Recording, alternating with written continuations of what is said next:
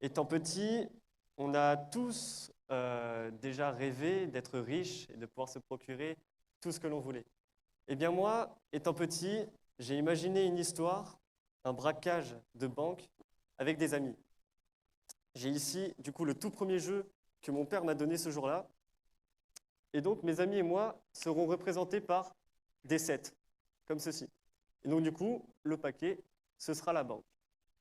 Donc, je mets les sets sur le dessus de la banque, comme ceci. Et donc, pour continuer, mes amis et moi avaient un rôle très différent et surtout très important. Ce rôle, pour le premier en tout cas, c'était de cambrioler les distributeurs de la banque, qui se trouvent à l'entrée de la banque. Donc lui, il va cambrioler les distributeurs. Le deuxième, lui, devait monter au premier étage afin de récupérer des informations confidentielles qui appartenaient aux clients les plus fidèles de la banque. Et le troisième, lui, devait aller fouiller les coffres qui se trouvaient au deuxième étage de la banque, où il allait trouver des objets de valeur qui appartenaient également aux clients de la banque. Enfin, il ne reste plus que moi. Moi, j'attendais tranquillement dans la voiture le temps que ça se fasse. Et là, vous vous dites peut-être qu'il ne se salit pas les mains. Mais vous avez complètement tort. Mon rôle, c'était le plus important. Je vous rappelle quand même que 3 de mes collègues sont partis braquer une banque et que les forces de l'ordre peuvent arriver en moins de 10 minutes. Dans cette histoire, j'avais absolument tout imaginé. Sauf que la police arrive 5 minutes plus tôt. Et donc, ils arrivent devant la banque, ils rentrent, ils fouillent dans toutes les pièces, mais personne. Et je vais vous le dire pourquoi. C'est parce que à l'arrivée de la police déjà devant la banque, mes amis étaient déjà avec moi dans la voiture, comme ceci.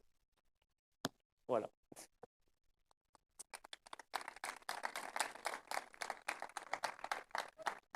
Euh, Madame, vous allez venir sur scène, s'il vous plaît?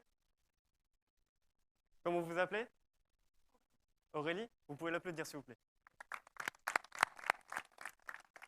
Donc, Aurélie, je vais vous faire piocher une carte, celle que vous voulez.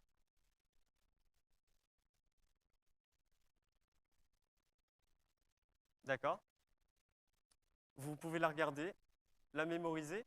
On va la montrer à la caméra juste ici, comme ceci, voilà. Et je vais venir vous la montrer aussi d'un peu plus près. OK? C'est bon, tout le monde l'a vu? Et à ce moment-là, je vais simplement vous demander de la mettre sur le dessus. OK? Donc, je vais couper le jeu, comme ceci. Et comme ça, votre carte est bien au milieu. Enfin, voilà. Donc, jusque-là, tout va bien, aucune manipulation. Je vais claquer des doigts comme ceci.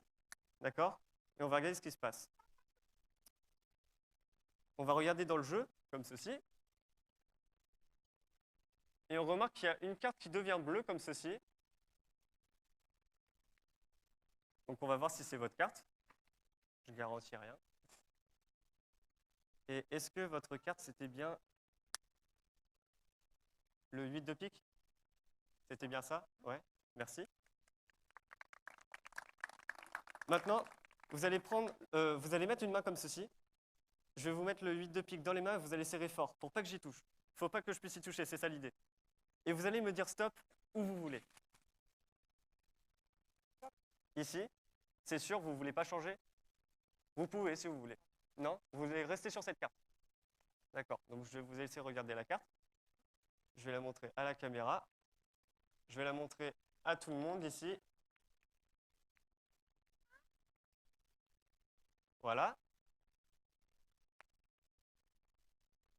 Et si je passe le jeu comme ça, sous vos mains, est-ce que vous sentez quelque chose? Pas spécialement? Et pourtant, regardez bien. Je vais claquer des doigts et à 3, vous allez regarder votre carte. 1, 2, 3. Regardez votre carte. C'était bien l'as de cœur? Mais mesdames et messieurs, c'est pas fini. Elle a choisi au départ 8 de pique. Ensuite, elle est tombée sur un as de cœur qui est devenu bleu. Et donc, juste ici, vous avez peut-être remarqué, j'avais une prédiction. Donc, je vais vous laisser sortir le paquet qu'il y a à l'intérieur de la boîte. Allez-y. Voilà. Ça, on va pouvoir le poser juste ici. Je vais vous laisser. En fait, je vous laisse le faire parce que sinon, on pourrait croire que je manipule. Donc, vous allez sortir les cartes du jeu et vous allez simplement regarder sur le dos des cartes. Allez-y, regardez les cartes une par une de dos. Et dans ce jeu de cartes, en fait, juste avant le spectacle, j'avais préparé une carte qui est bleue. Je vais vous laisser la regarder. Et il s'avère que c'est un as de cœur bleu, en fait. Donc, la prédiction... Rouge, mais avec oui, dos bleu. un as de cœur rouge avec un dos bleu. Voilà. Merci Aurélie. Bravo. Merci. Je vais vous montrer que la magie, c'est pas compliqué. On va seulement prendre 4 cartes, 4 as. C'est bon. Est-ce qu'il y a quelqu'un qui voudrait être volontaire pour venir sur scène? Vas-y, viens. On va se mettre devant pour que les gens y voient un peu mieux. Donc, on a les 4 as. Voilà. D'accord. Et tu vas mettre une main comme ça. Et je vais te mettre les as noirs. D'accord? Donc, l'as de pique. Et l'as de trèfle. On est bon?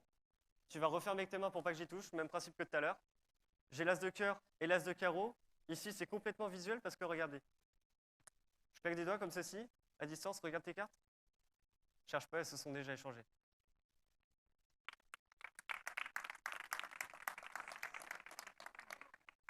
Voilà, bah merci beaucoup.